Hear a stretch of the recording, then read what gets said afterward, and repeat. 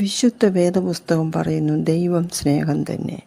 സ്നേഹത്തിൽ വസിക്കുന്നവൻ ദൈവത്തിൽ വസിക്കുന്നു, ദൈവം അവനിലും വസിക്കുന്നു.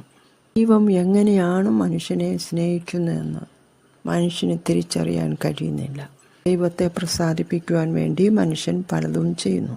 യാഗാർപ്പണങ്ങളും ചൊല്ലിക്കെട്ടുകളും നേർച്ചക്കാഴ്ചകളും എഴുന്നള്ളത്തുകളും ഇങ്ങനെ പലതും ചെയ്യുന്നു.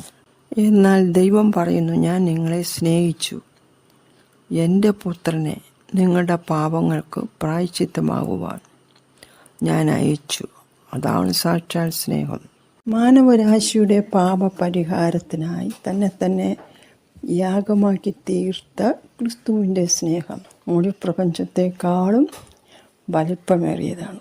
ഈ സ്നേഹത്തിൽ വസിക്കുന്നവൻ ദൈവത്തിൽ വസിക്കുന്നു.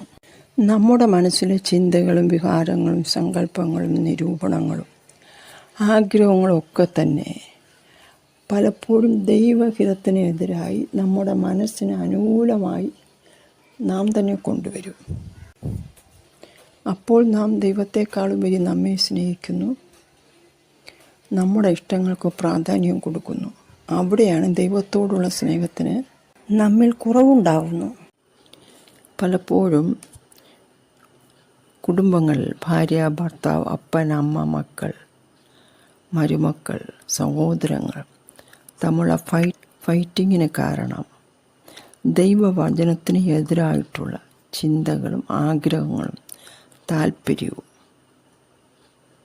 ഇവിടെ ഒരു ദൈവ പൈതലെന്ന നിലയിൽ, കർത്താവിനെ സ്നേഹിക്കുന്ന വ്യക്തി എന്ന നിലയിൽ ദൈവത്തിൻ്റെ ഇഷ്ടത്തിൻ്റെ പരിജ്ഞാനത്തിനെതിരായി നമ്മുടെ മനസ്സിൽ ചിന്തകൾ, വികാരങ്ങളിൽ, സങ്കല്പങ്ങളിൽ പ്രവർത്തിക്കുന്ന ഈവിൾ സ്പിരിറ്റ്സിനെ ശാസിച്ച് പുറത്താക്കണം.